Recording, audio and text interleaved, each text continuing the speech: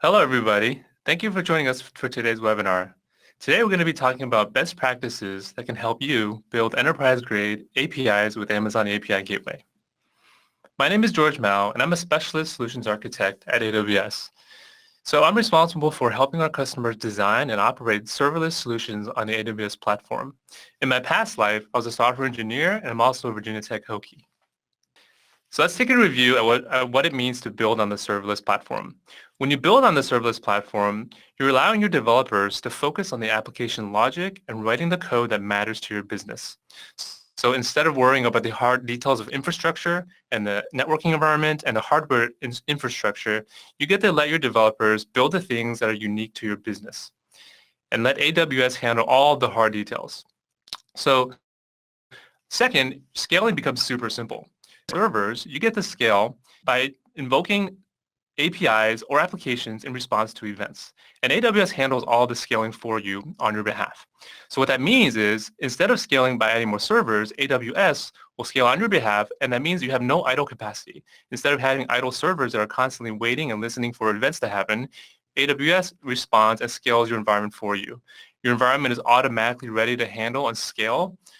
At 10 users, you can scale to 1,000 users or 1,000,000 users without you doing anything on your behalf.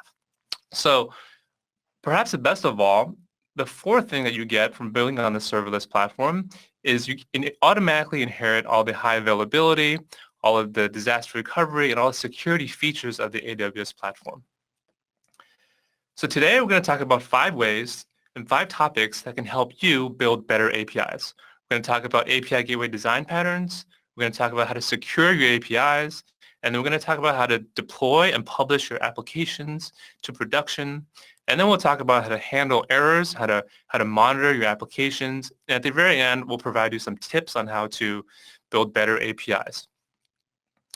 So our first topic is API gateway design patterns. These are things that can help you improve your API deployments and your API designs.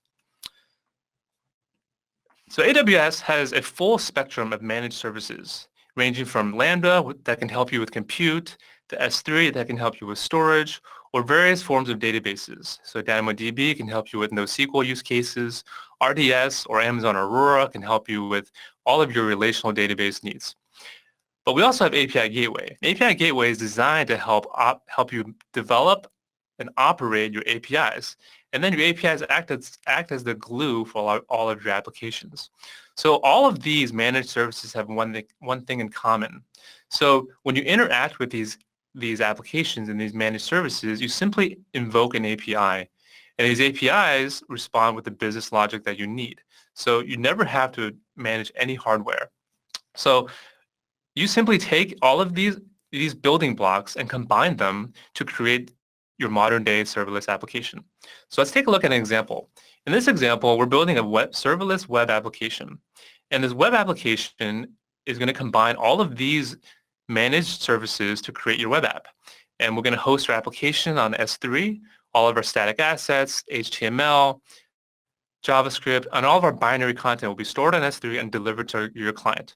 We'll be combining Lambda and DynamoDB to provide all the business logic and all the dynamic and real-time application logic to your users. Then we're going to have API Gateway that will serve as the glue between all of these.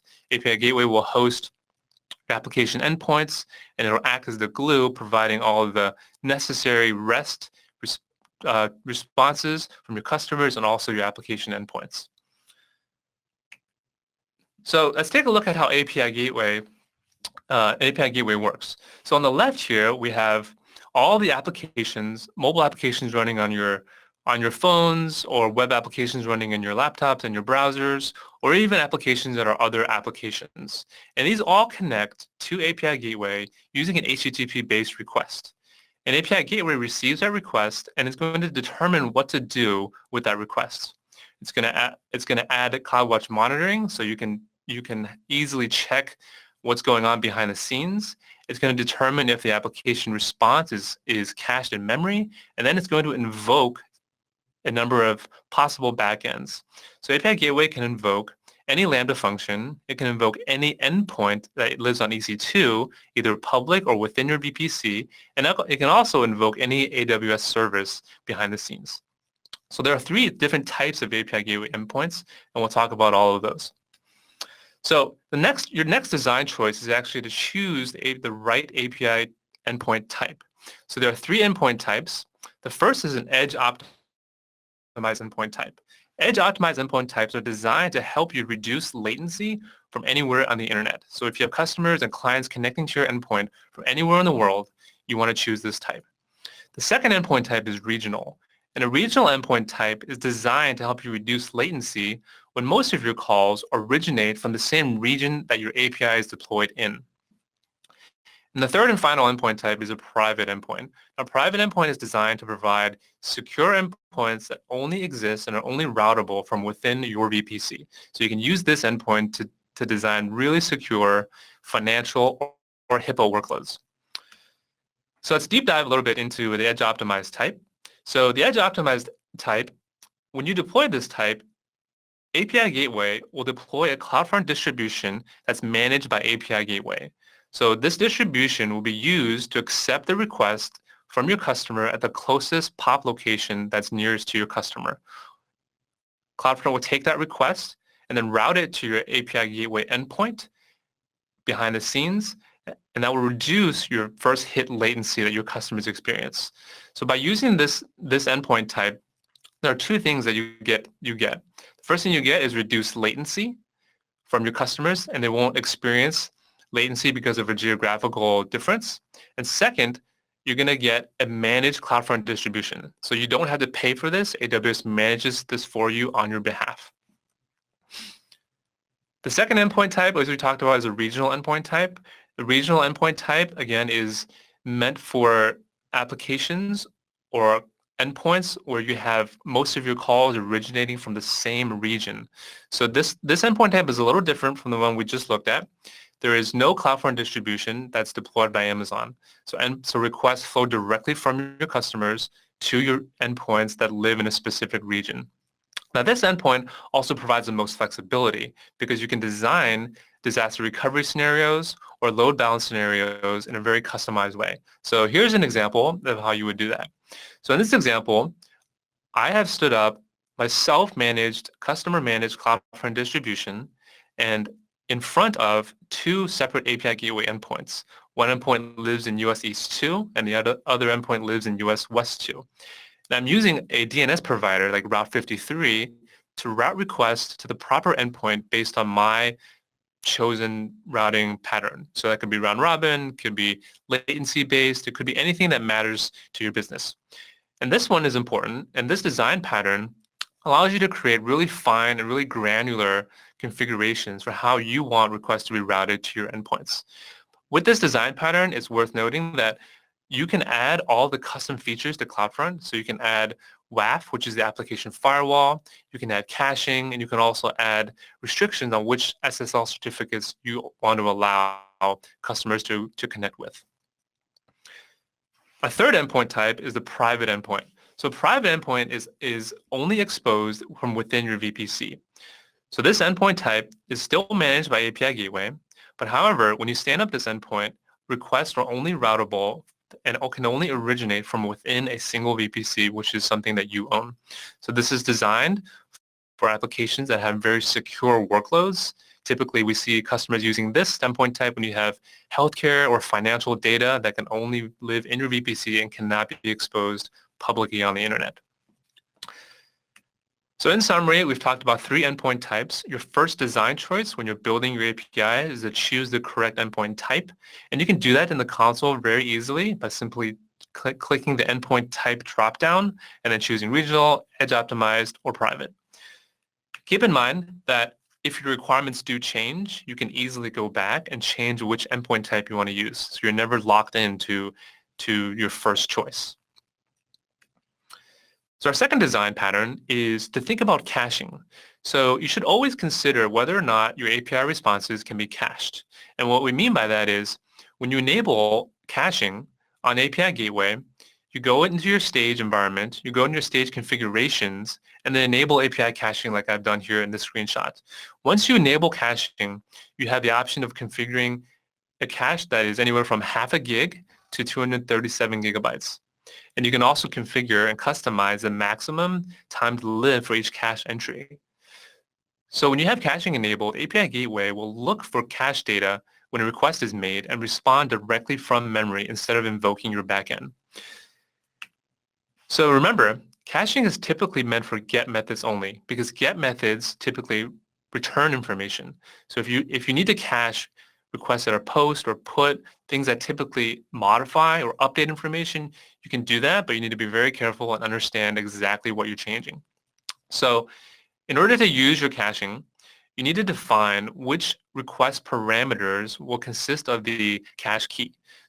So in this screenshot, in this example, I've defined an item ID URL query string parameter, and I've enabled caching for this parameter.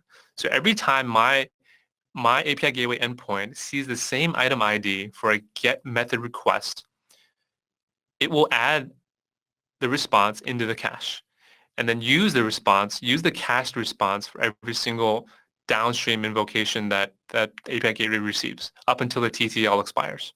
So what this does for me is that it reduces overall latency for my customers, but it also minimizes the number of requests that make it to my backend. And this is super important because as you scale, if you have data that doesn't change very often, there's really no need for you to invoke your backend. So that's the second design pattern. Always consider caching and try to cache things that don't change very frequently. A third design pattern is always allow and configure a way to control connections that make it into your API. So with API Gateway, it's really easy to do by using a feature called usage plans. So at usage plans, you can configure the number of requests per second or the transaction per second that make it to your API, and you can throttle based upon that. So you can apply quotas either at the API level, the entire API, or at the stage level, or even all the way down to the method level. And you do this by creating and generating API keys unique to each customer or each client who's going to use your API. Then you distribute this key to your customers, and then when they make invocations to your API, they'll have to provide this key in the X API key header. So what this allows you to do is allows you to throttle requests coming into your endpoint, and it also allows you to generate revenue as you're producing APIs that potentially could produce revenue for you. Now, it's really easy to look at how often and how much your customers and your clients are using your keys and your APIs. You can check your usage in CloudWatch. You can export your data usage per usage plan using the CLI or the SDK as well. So our next section is, now that we've learned some design patterns for building enterprise-grade APIs, we're going to talk about how to secure your APIs.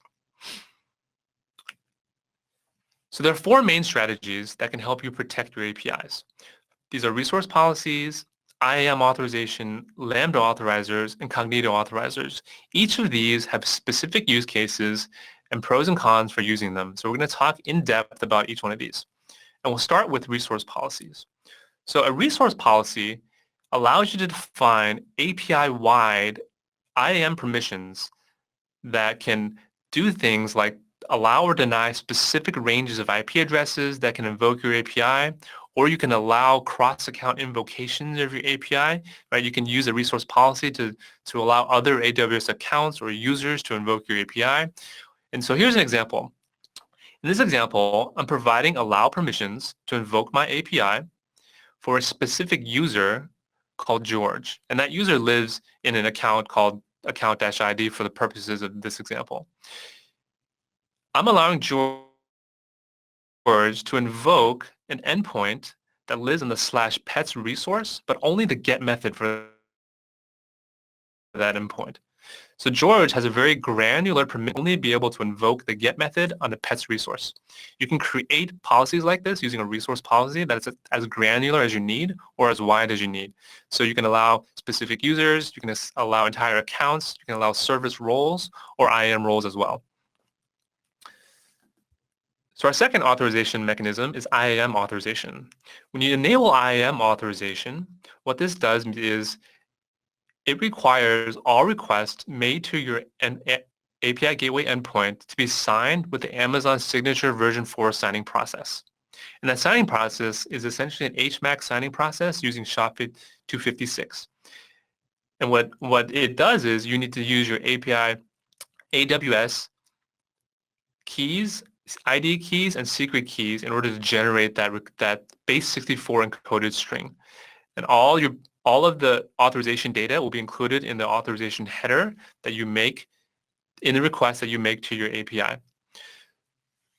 So behind the scenes, Amazon API Gateway will take that signed request, parse the request, and determine whether or not that user who signed the request has the IAM permissions to invoke your API. Without the correct credentials, API Gateway will simply deny and reject that request.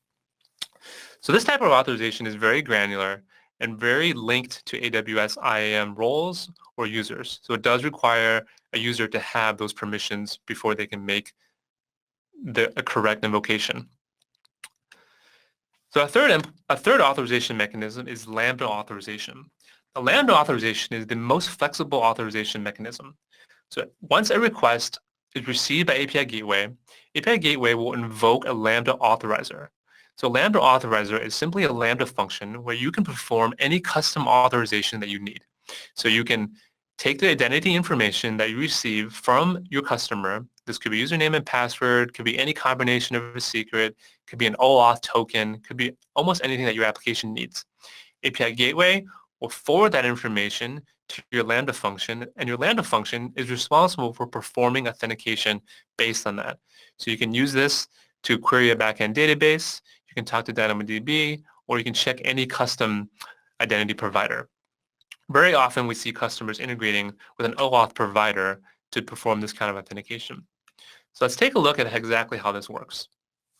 So in this example, I've created a custom authorizer, and that authorizer has a name called my Lambda Authorizer.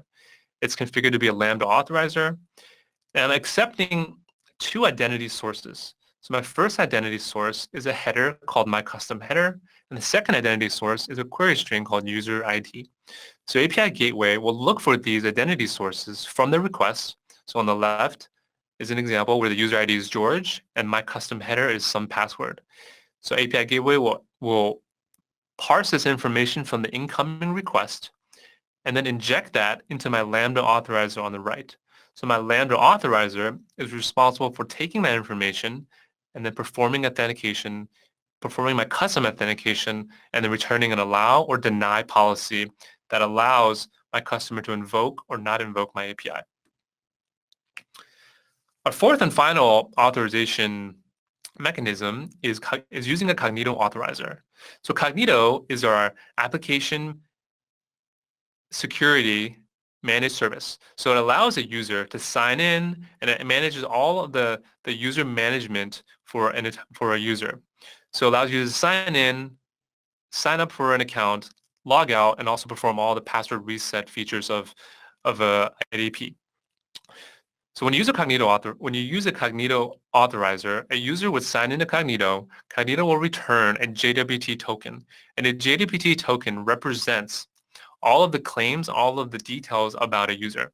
So the user would take that JWT token, include it in the authorization header, and then pass it to the API Gateway and try to perform authentication. API Gateway behind the scenes will automatically interact with Cognito to perform authorization on that user. So by using this method, you get to offload your identity information to Cognito, and the Cognito perform the authentication, and API Gateway will handle all of the details behind the scenes. So we looked at 4 different authorization mechanisms, and just keep in mind that you can actually combine a resource policy with any of the other 3 mechanisms to create really granular and very secure applications. So our next topic is how to publish applications to production when you're ready to move into production. So essentially CI/CD for your serverless applications. So let's take a look at some ways we can do that. So the serverless application model, or SAM, is a simplified way of defining serverless applications. And it's essentially a CloudFormation extension that's optimized for serverless. And SAM adds 3 serverless resources. So those are serverless functions, serverless APIs, and serverless simple tables. So these map to a Lambda function, an API gateway endpoint, and a DynamoDB table. Today, we're going to be talking about the AWS Serverless API to help you understand how API Gateway can be managed with SAM. So here's an example where I'm using CloudFormation to produce and document a fully functional serverless application. And my serverless application is a DynamoDB table, it has a Lambda function, and also has a REST endpoint hooked up. And it also has all the other details that describe how all of these pieces fit together, including IAM roles and other policies that manage all of my permissions. So as you can see, this is a very verbose description of my environment. It's multiple pages long, and it potentially um, has typos in it. So if I want to use SAM, I can produce and document the same application in just about 20 lines of code. So with SAM, in this example, I'm defining a serverless function, which is my Lambda function, and it's named getHTML function. And this function has a runtime. I'm choosing to implement this Lambda function using Node.js 6.10, and it has a single policy on it. That policy allows me to perform DynamoDB read-only permissions. So this application cannot perform any write permissions against my DynamoDB table. Now moving down a little bit, we see that there's an event. So this event is called getHTML, and that event has an event source of an API, and that API is my API gateway endpoint. So my API gateway endpoint is allowed to invoke my Lambda function. And also at the very bottom, have a DynamoDB table configured. The resource type is simple table, and the DynamoDB table is called list table. I can easily tell this is a SAM template because on the second line, is a transform directive, and it's telling it to transform from an AWS serverless SAM template to a CloudFormation template as I make my deployments. So in order to use SAM, if I wanted to define more complex APIs, so on the very left, I'm defining a more complex API. My API is called My API. And you can use Swagger to fully document and define every single piece of your API. And Swagger is a very industry standard type way of documenting and designing your APIs. So you can document and design your APIs in an external file called swagger.yaml. You can call that file anything you want, but in this example, I'm showing it configured as swagger.yaml. And then you can inject this API into my Lambda function event on the right. So on the right side, I have a Lambda function, and at the bottom is an event source called my API, and the property is a REST API, and it's referencing my API that I've created on the left using a fully documented Swagger YAML template. So for more complex APIs, we definitely recommend you using Swagger instead of using CloudFormation. So when you install SAM, it's actually a CLI tool. So when you install SAM, you have access to all of these commands on the bottom. So you can do SAM init, SAM package, SAM local, SAM validate, and SAM deploy. So all of these allow you to do different things. So SAM package allows you to package an application and prepare it for deployment. SAM local allows you to run an application, serverless application locally on your machine. SAM validate will validate that SAM template that we saw earlier and make sure there's no syntactical errors. And then SAM deploy will deploy your application using CloudFormation into your AWS environment. So let's take a look at how we can use SAM to deploy your application. So two steps you need to take. The first step is SAM package. So the SAM package command takes 3 parameters. So the first parameter is a template file. So the template file we saw earlier defines my serverless application. So my API is defined in there. And then we have a S3 bucket parameter. So this bucket is going to hold all of the outputs of the SAM package command. And then SAM package will generate an output template file called deployme.yaml. And then you can name this file whatever makes sense in your CI/CD pipeline. But for this example, I'm using deployme.yaml. Your next step is to use SAM deploy. And the SAM deploy command as an input takes the output of the previous command, so as a template file. So this deployme.yaml will be the first parameter. And then you have to pick a stack name because this is CloudFormation in the back end. I'm choosing a stack name that's unique for my API. And then the SAM deploy command will invoke CloudFormation and then deploy my entire package. If you are creating IAM roles or permissions, you do need to add an additional flag called capabilities, and capabilities underscore IAM provides CloudFormation with the permission to create IAM resources. So this is a two-step process: SAM package, SAM deploy, and then this automatically roll out your environments.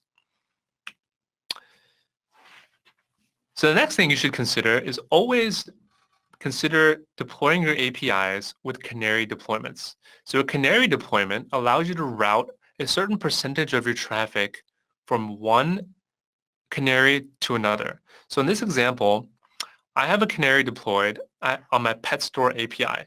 And my pet store API has a live production environment called prod. And my prod environment has a cart on it. So /store/products and cart. Cart currently only accepts a post method. So it doesn't accept a get method. But what I want to do is introduce a get method. However, I want to make sure that this get method works without any kind of problems before rolling it out to my larger user base. So I create a Canary deployment and I send 90% of my traffic to my current good known working version. And I only send 10% of my traffic to my Canary. And during this 10%, I can test all of the requests and only impact a small percentage of my users. What I want to do is add a get method to this request. When I add this get method, I can test this request against just a few users. And then when I'm reasonably sure that this new get method doesn't have any problems with it, I can promote my Canary. And when I promote my Canary, I'll merge my Canary with my current production deployed environment, and all of my traffic will route 100% to my new stage. So on the right side, I have a production stage that has a Canary promoted, and my cart now has both get and post on it. So our next topic is how to handle errors and how to monitor your applications, because any production application, any enterprise-grade production application requires you to manage and be able to understand your application both from metrics and from a logging perspective. So API Gateway offers 7 different metrics, and metrics are basically a way to view your application at a very high level, to understand how your application is performing and how your application has any errors or if you need to respond in any way. So API Gateway has 7 metrics out of the box, and they're all free at the stage level. So you can look at things like how often your APIs are being called, the number of invocations to your API, the latency of your API responses, if there are any errors, whether it's 400 errors or 500 errors, and also whether or not your cache is being hit or your cache is being missed. So if you want to look at more detailed metrics, you'll need to enable detailed metrics. When you enable detailed metrics, you get to see all the metrics at the method level. So all of this gets and the posts and the deletes all need to be enabled using detailed metrics so you can view all of those metrics as you move into production. So you go into your stage settings and you simply enable detailed metrics. So the 2 most important metrics are latency and integration latency.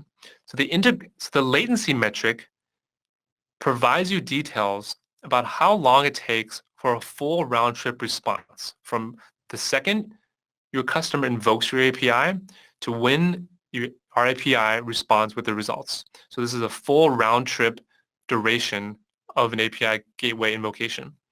Integration latency is just how long it takes for API gateway to make the invocation to your backend and receive the response. So if you take the difference between these two, you can determine what the overhead is for API gateway. And these two are really important because it allows you to fine-tune your applications and see what impacts your applications and where the bottlenecks are. So this is an example of an application dashboard that I've created. And this application dashboard on one screen shows me on the top left the overall latency and integration latency for my application. On the bottom left, I have another dashboard that shows me my cache metrics. So it's showing me how often my cache is being hit, how often my cache is being missed, and the total number of requests made to my endpoint. So on the right side, I can see that I've started with 17 total API calls, and it dropped down a little further towards the 8 number on the right. And the bottom right, perhaps, is the most important piece, is number of errors that are occurring on your API. So these are 400 errors or 500 errors. I can see that I have no 500 errors, but I have a few 400 errors. And if these errors are continuing to increase, it's a very good indication that your application is experiencing a lot of errors, and you need to perhaps respond to that. So if API Gateway metrics provide a high-level overview of how your application is performing, API Gateway CloudWatch logs give you a very detailed view at how your application is actually running. So API Gateway has two types of CloudWatch logs built in. The first type is execution logging. So execution logging gives you logging of how a request is occurring from a round trip perspective. So you can see all the details from when the request was made, all the request parameters, and everything that happened between the request and what happened when API Gateway returned the results back to your calling client. API Gateway access logging provides all that details about who's invoking your API. So everything including IP address, HTTP method used, the user, the protocol, the agent that's invoking your API can all be seen using API Gateway access logging. And these logs are fully customizable using JSON formatting, XML, and you can publish that and push that to a third-party resource to help you analyze these logs if you need to. So here's an example of customizing my access logging. So I went into my stage settings and I'm configuring my API gateway to write my access logs in a JSON format. So on the right, you can see that I'm logging request ID, IP address, the request time, and all sorts of other information about every request being made. So I can easily see all of this information as it gets published to my CloudWatch logs group.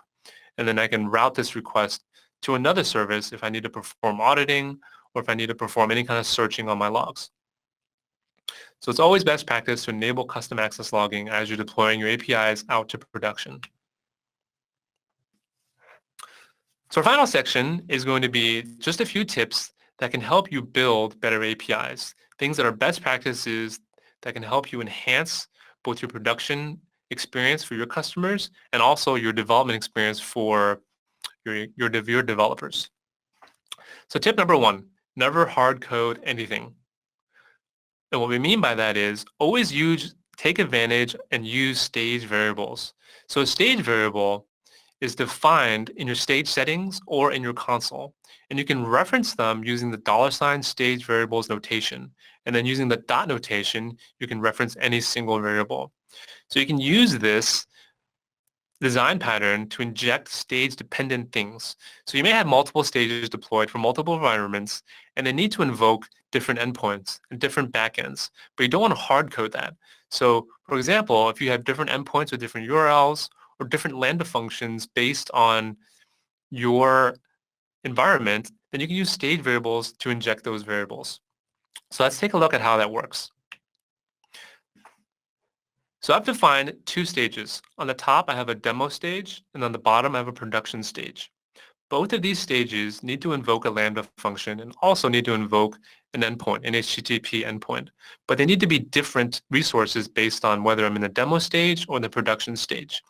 So I've defined a Lambda function variable, Lambda fn, and in my demo stage, I'm pointing at my Lambda function using the demo alias. And then I have a URL, which is www.myendpoint.com/demo. So my demo stage always points at my demo resources using stage variables. And the bottom, I'm doing the same thing. So I have two stage variables set up, except this time my Lambda function points to Lambda function production. So this is a Lambda function with a production alias. And then my URL points to the same endpoint, but it's pointing to /prod instead of /demo. So I've defined two stage variables, and then let's take a look at how we can actually use them. So we're going to use my stage variables. On the left, I'm integrating with a Lambda function. Now this Lambda function, my Lambda function, instead of using a hard-coded Lambda ARN, I'm going to use the stage variables $ notation. So $stage variables .lambda fn. Now this will retrieve dynamically at runtime the proper value for that variable that I've defined in my stage settings from before. Same thing on the right side. So in this integration, I'm invoking an HTTP endpoint. And this HTTP endpoint is going to use a stage variable and is going to use my other stage variable .url.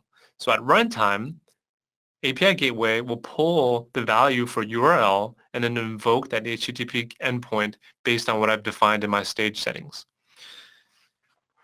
You can use this design pattern, and we definitely recommend using this across the board so you never have to hard code anything, and it makes it easy for your developers to deploy and push things into production, especially in a CI/CD pipeline that's automated. Tip number 2 is to always control access to your APIs and always understand that there's 2 different permission sets for API Gateway. So the first permission set is execute-API permissions. And this is the data plane API permissions. So this defines who can invoke your API. So in this example, I'm allowing permissions to invoke an API and a specific API, and that resource is /my_demo resource, but I'm only allowing invoke permissions on the post method. And I would take this IAM policy and attach it to any IAM principal or role so that that principal or role has permissions to invoke this specific API. Now, the second permission set is API Gateway permissions, API Gateway star. These are control plane permissions. Control plane permissions dictate who can control and manage your API. So API Gateway has multiple different control plane permissions. The most common ones are API Gateway get, post, delete, and put. So these allow you to manage and describe, update, and delete your API Gateway endpoints.